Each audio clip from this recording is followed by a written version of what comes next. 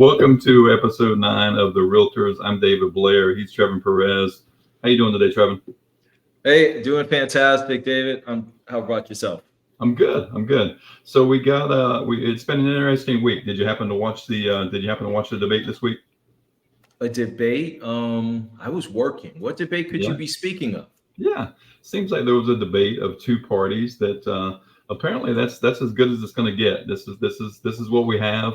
I'd like to. Did you ever see the movie, the Richard Pryor movie of Brewster's Millions, where he waged that campaign of vote none of the above? You remember that? Yep, I I, do. I, I hate to say I'm young enough. yeah, I'd like to go back to that.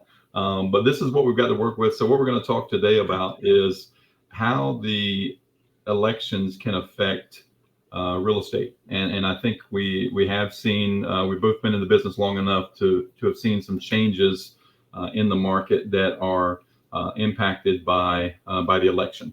So we're going to talk a little bit about that today.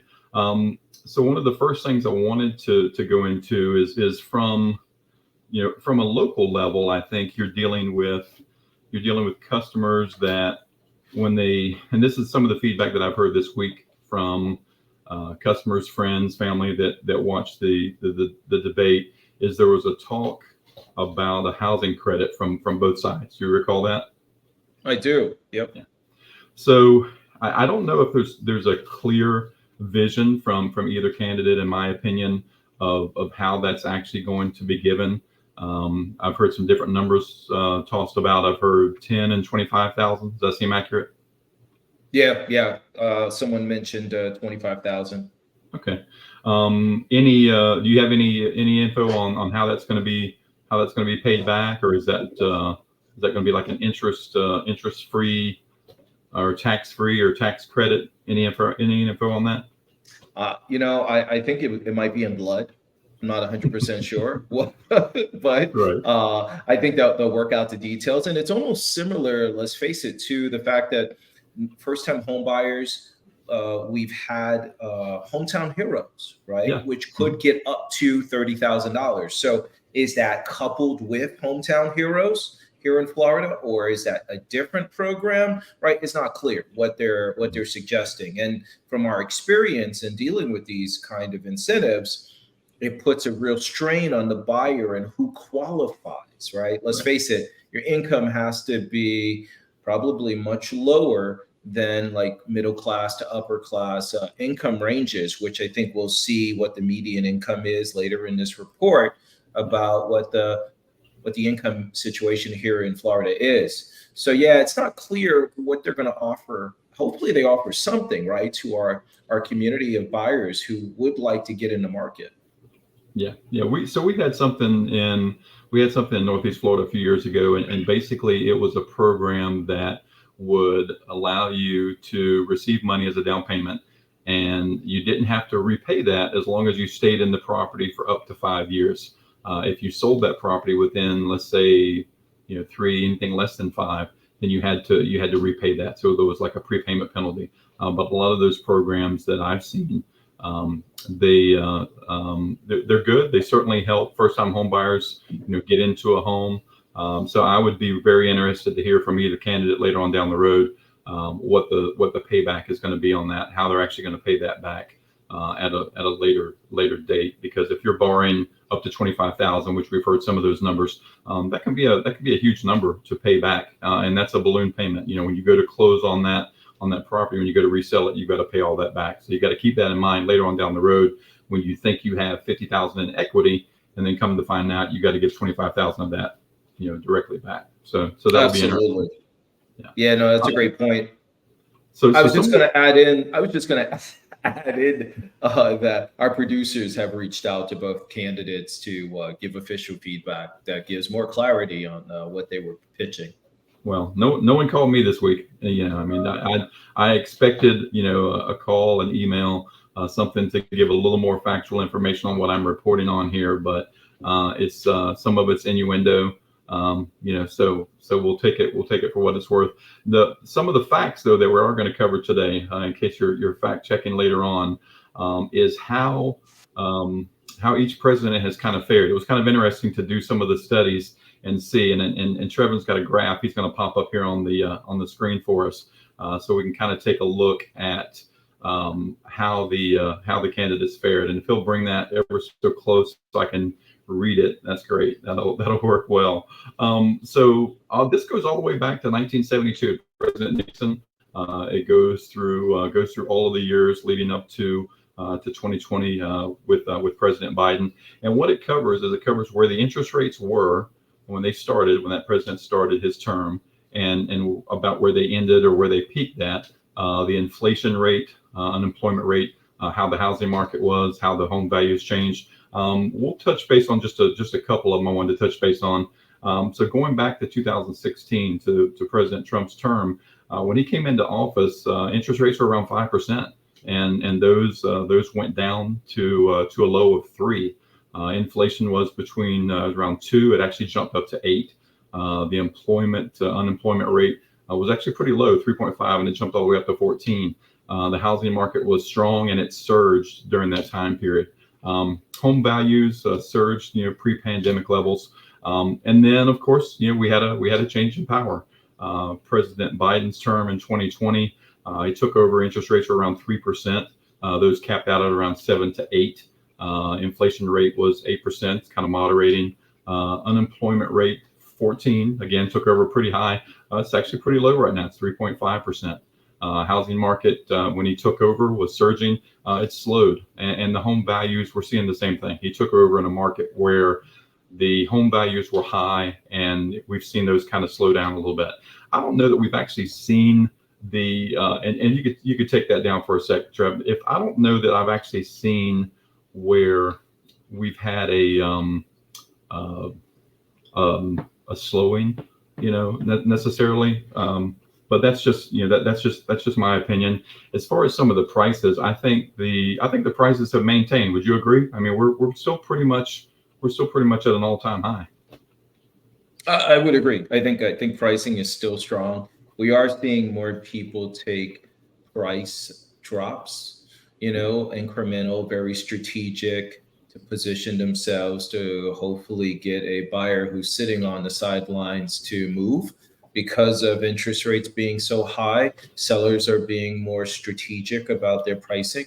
As smart agents are giving them the analysis to see what a $2,000 to $5,000 price drop would do to the buyer's mortgage payment, and just to kind of create some incentive. Yeah. I think for me, and regardless of what political party you stand beside, I think for me, each American looks at how their individual situation is affected. I think long term, and that's how you should approach that as far as your vote later on in these elections. But I think the affordability is going to come into play. We've got another stat that just kind of shows where we're at and where Florida currently ranks in affordability. The number one right now, as far as the most affordable state, is Iowa. I think is the most affordable state. Throw up that stat real quick on Florida, Trevin, and we'll see where we're at. 40. We're all the way down at 40. So this is out of all the states, we're currently ranked 40th. So this affordability score was put out by Realtor.com, and it's based anywhere from a 0 to a 2. So the Florida ranks at 0.5 right now, with a median list price, and this is back in March, of $454,900, with a median household income back in 2022 of $69,000. So I can tell you right now, if you've got a household income of $69,000, you can't afford a mortgage of $454,000. Absolutely not. Yeah. So that's where we get into it. That's where the big problem is going to be at as far as affordability. I don't have a chart for the rental market, but I can tell you, and Trevin can speak to this as well. The rental market is just as high. The rental market is extremely tough, and has been within the last 3 to 4 years here within the Florida market. Obviously, there's huge benefits in home ownership versus renting, but at the same time, I do see there's a trade-off sometimes where you can possibly rent in a better location than what you could if you're going to buy, especially as a first-time homeowner. first time homeowner, you may not like where that budget is going to put you geographically within the city. So in those cases, I think a lot of those buyers are going to just kind of wait on the sidelines until prices kind of come back down, which again I don't see happening. The interest rates and then any type of buyer programs that are made available are really going to be the deciding factor. What are your thoughts on that? Yeah, I would agree completely. I think that when it comes to renting, this is post-pandemic years from COVID. Rent has skyrocketed so high, and it's caused the average 3 to 4 bedroom house, throughout Central Florida, where I cover, that the rent levels are just as much as what a mortgage payment is if the house was priced at 350 range. So today, looking at it, even not even just a single family home, but apartment buildings, these traditional apartment rentals are charging $2,500 on average for a 3 bedroom. It just doesn't make a lot of sense where the rental market is. It has cooled down some, but yeah, I think that the overall problem for us here in Florida is one, prices are high. Two, we had all of those corporate owners who came in and gobbled up a lot of the available inventory that was available for people to own, and so we've become a rental state by virtue of the fact that all the available inventory is owned by corporate companies. I was doing some research on a new listing I have, and was analyzing the other properties and see who owned who. And I saw that a lot of them were owned by LLCs, rental companies. So I was like, wow, so it's just interesting to see like who lives in a home, as an owner or just a renter. Yeah. So interesting. Interesting stat that I'm going to throw up here in just a second that I saw this week doing some research. So either candidate that's elected does not control the interest rate. So there's this thought process of, well, if this party gets into power at the end of the year, then they're going to lower interest rates. They don't have that power. The Fed actually adjusts the rates. So the president, whoever that is, doesn't do that. So since 1980, this is a stat that I pulled up through JP Morgan Chase. Since 1980, the Fed has either hiked or cut rates in every single election except 2012. At that time, rates were at zero. The economy was still healing from a financial crisis. Otherwise, the Fed cut rates in 5 election years and hiked those in 5 election years. So that's what remains to be seen is, are they going to increase those again? I think the trends are showing us that that's not going to happen. So my personal thought is that we are going to see the rates cut.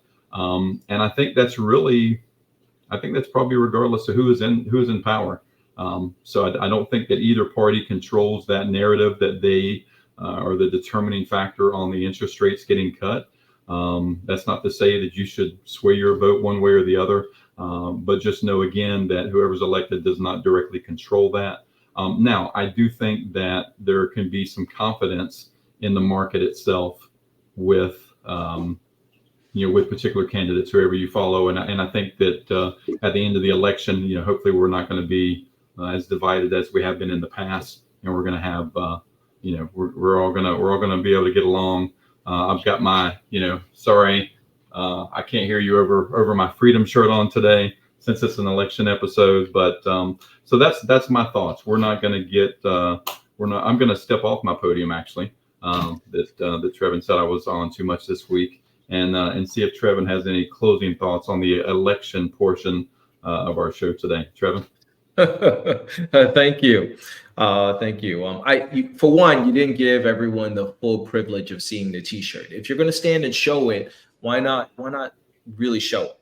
So how about that? Let's go. Show us a T-shirt. It is sleeveless. It is a sleeveless shirt. I didn't mean that part. I meant all the words. Words. Yeah. Maybe another time. Maybe another time. I like to do these podcasts in the comfort of my own home. Maybe I'm in my boxers, maybe I'm not. I don't know, but this is the way I like to roll. So That's too much information. But yes, I would agree. Back to the topic at hand. We did take this quite seriously. We had several editorial meetings about the content for today's episode. So it's not a frivolous thing. But what's great is in real estate, real estate does control and have complete visibility, not control, but visibility on the entire economy as we see it in the United States and across the globe.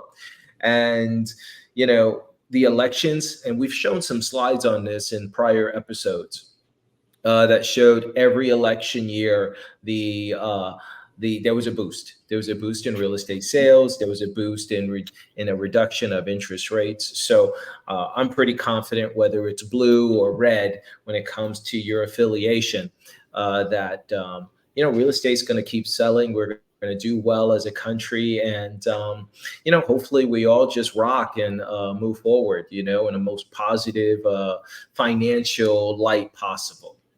yeah. So and quite frankly, who's better than us? Who's better than us? Who's better than the United States of America? I mean, legitimately now. I mean, regardless of what side you're on, this you could not live in a better country. I mean, we have we have a great military. I've got a son that's in the Marines, and we my hats go off to all of the military that protects our freedoms that we do enjoy. I kind of kid with the shirt, but I'm grateful, thank God, every day that we get up in a country to where we can come on here and do this show, and we're not taken and putting in a cell. Although it would be kind of cool to see Trevin get tased and then thrown into a cell for a couple of weeks. I would be up for that, but that's not, we don't live in that world, so we're lucky for that. So we're good for that. So moving on, we're going to talk about some of the things that have come up. Speaking of laws, is there's some laws that have been changed in regards to some of the housing and or not housing so much as listings that come up. So Trevin's going to kick off our segment on pocket listings and kind of tell you what that's all about. So Trevin, take it away. Yeah, no, thank you. And I will say, I have to second thank you to all of our law enforcement and military Americans out there. We really appreciate you. My dad's a Vietnam vet. I have lots of cousins and uncles and aunts who serve. So yeah, cheers, man. That's an amazing thing that people have done for our country. But back to our show.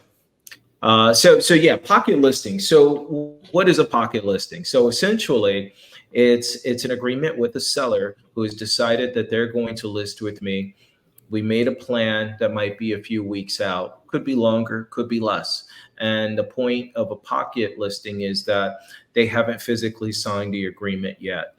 And I know it's coming. And so in past years, prior to certain laws that are in place today by the National Association of Realtors, as an agent, I had the ability to potentially link up with my buyer pool or my broker's buyer pools to find someone for that home prior to it even going live. So that as soon as it went live, we had a buyer. Now in New York City, they do that a lot. That's a real big common thing in New York City. But in Florida, it's not. And National Association came up with this rule called clear cooperation, so that if a listing agreement between seller and I is planned to get signed, I do zero marketing. And then once it gets signed, I officially have 24 hours to put it on the MLS so that the entire marketplace can share the access to that listing and potentially cooperate in getting their buyer, the best buyer, to the property versus being exclusive. Now, given the rule changes with the lawsuit that has transpired, there's been a lot more buzz on YouTube and even just corporate news about brokers feeling the need to say, hey, this clear cooperation just does not fit in today's world post the lawsuits. And potentially we should agree to get that removed. And so there's we were just looking at some research online. There's hundreds, if not thousands, hundreds of thousands of realtors that are part of, several hundreds of thousands of brokers who are petitioning NAR to address this clear cooperation rule, to say that it should be changed. And I thought it was interesting that back in 2020, the Department of Justice even weighed in on this rule. So, it looks like it's back up on the table. The microscope is on real estate since this big lawsuit, right?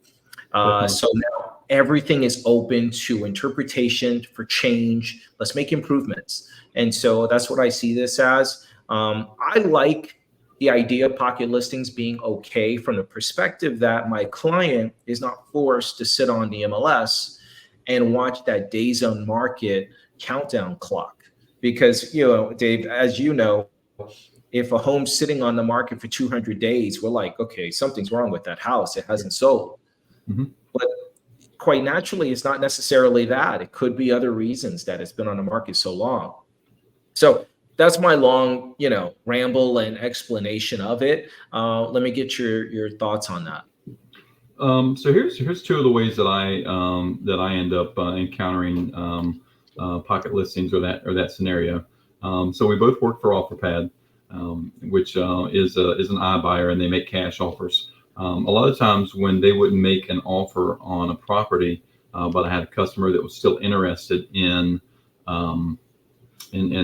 receiving a cash offer, I would go to what we call our investor portal. So that's just a portal of pocket buyers, if you will, that you have that are they're not buyers that you're working with all the time necessarily. A lot of them are investors, majority, if not all, are investors.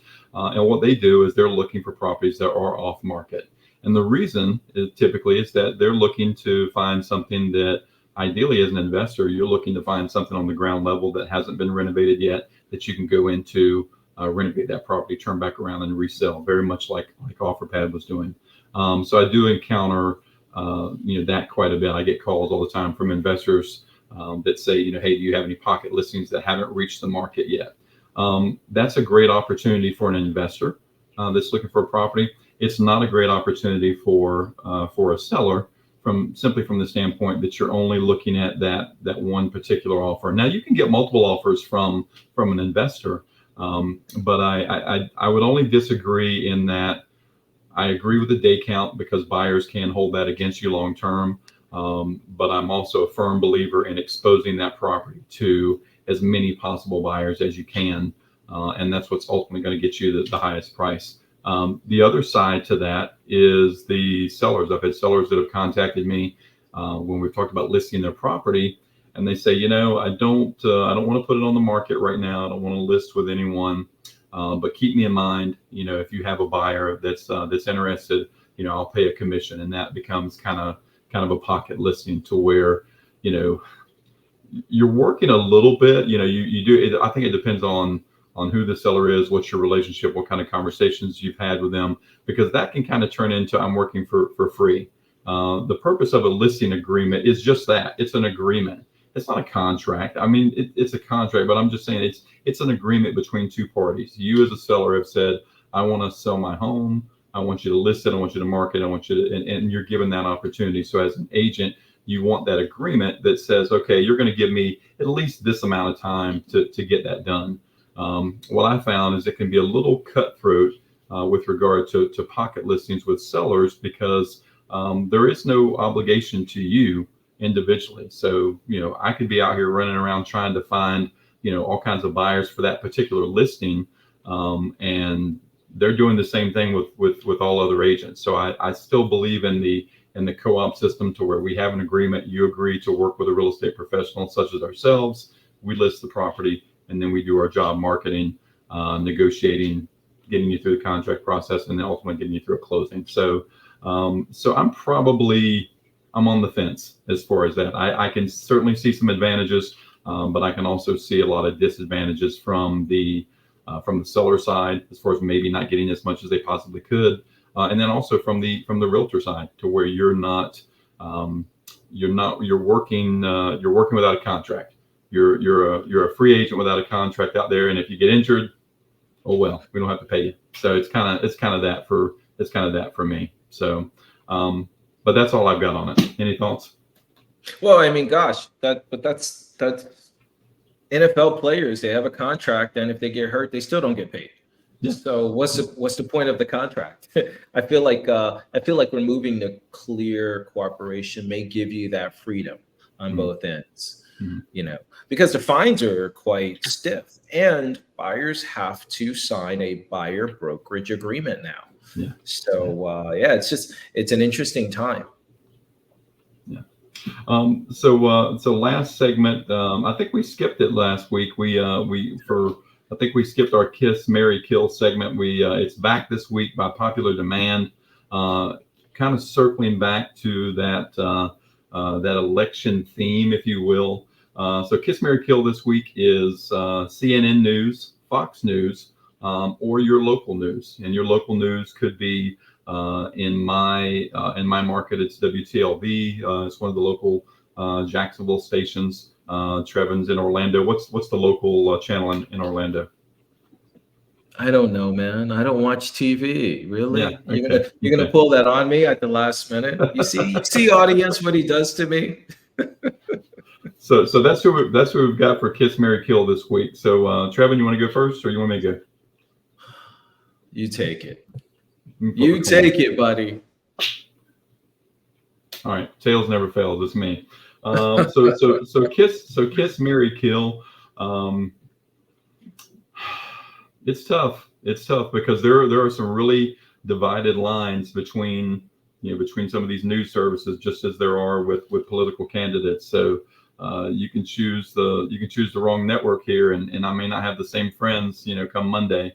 But I'm gonna throw myself out there on the limb anyway, and I would say Kiss would be Fox News. I would kiss Fox News. I do find it entertaining, and I do think that there is certainly an agenda, if you will. And it's very evident. I think they're very upfront with who they are. So with their newscast, for that, I can appreciate the honesty. I don't think there's any hidden agenda. I think if you watch Fox News and if you're a viewer, within 5 minutes of that show, you know exactly where they stand politically. Would you agree? I would. Yeah. So there's no secrets there. Mary, I would say I'd say local news. I'd say local news just because it's tried and true. It's there for you. They do a good job with the our station here has been around forever. I remember watching some of the newscasters, as a 10, 11-year-old, 40 plus years ago. And they do a good local job of our area. There's no bias. They're just reporting exactly what happens with our local government, things that are going on, and it's a little light. They tend to punt, obviously, some of the larger, heavier topics over to maybe one of the larger like a CNN or Fox News or something like that. But at a local level, I think they're a really good standby. Kill for me would be CNN, and that's just simply because I don't know that they're as honest or as upfront, and I think their premise is unbiased news, but I don't know that it is. And for me, I don't know that I want your opinion when it comes to the news. I don't want your opinion. I don't want what you think or what your viewpoint is as a newscaster. And that's with either of the networks, either CNN or Fox. I don't really care what you think. I just want to hear the news. I want to hear the story as accurately as possible. And in the fake news media that we're in, where there's clickbait and there's a lot of stories that aren't true, I would just appreciate a news company that would just put out the facts. Let's just stick to just the facts. And I think local news probably comes the closest to that as opposed to any of them, to where, again, there's no spin. It's basically, this is what happened, and we're reporting it to you. So that's where I stand with it. So you're up.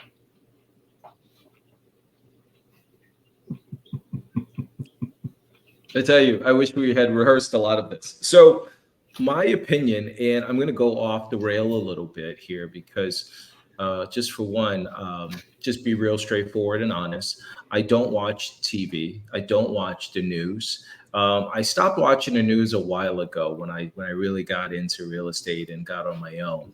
I would say my kiss is, oh, actually my Mary. Let's start with my Mary. I'm going to marry CNBC. I love stats. I love finances. I love everything about the financial markets, and that side of the world, I think, greatly impacts real estate. It helps. So stock market gets a hit, everybody's in panic, right? The fear meter goes up. It's just like, oh, so that's who I'm going to marry. And then from a kiss standpoint, I sort of feel like, and I don't see it, but when I have watched, I feel like they're worthy of a kiss. Is C-SPAN and PBS. Mhm. PBS got very news oriented, so I don't know. I don't know if they're still relevant, but those are the two that I think are worthy of a kiss. Killing, I think I would kill both equally, CNN and Fox News. I think that on both channels, they take a very strong spin. There is nothing neutral in storytelling. There's always like a bit of a twist. So it's funny because Dave, you and I we get along really well. So I it's funny that I have to learn things about you from our podcast. I'm like, what? But all good, right? Like, I think for me, I'm golden because, and I always tell people this, I will limit this political conversation, and let's not do any more of these. But I think that there's a financial responsibility that I think in our country I'm a fan of, and so whoever does the best job financially from a fiscal perspective, I'm on board. That's my team. Yeah. Socially, I'm more of a fan of just taking care of the little people. I came from nothing, and so I'm a big fan of looking out for those who deserve a helping hand, not just like always expecting it. So I think that we need another kiss, marry, kill on a similar sort of topic. Mhm. That's not just purely the news. I think we could have taken this up a notch a little bit more. Well, But that's where I I'll mean, end it there. yeah, I agree, and I'll echo some of those sentiments as well because I was brought up and raised by a single mom that spent most of her working career in the service industry as a waitress for over 40 plus years, and I had those. I'm one of five kids, so she did a great job on very limited resources. So I too am about helping people when they need help. But I also agree, and I think Mom instilled this in me. I have a strong work ethic, and I do think that you should work for what you have. But sometimes you need help, and we all know somebody like that. So however it turns out, later on in the election for all of us, I hope we're all in a good space, and that we all benefit from it, regardless of what status you're in, economy wise Yep. or however. So Here, that's all I've got for today. I felt like it needed to be touched. We're not the most political characters in the world. I'm glad Trevin was able to learn some things about me. I don't know what those things were, but I'm sure he'll tell me later off air. But in any case, for this week, we're signing off. Have a good week, and we'll see you next week. Have a wonderful time.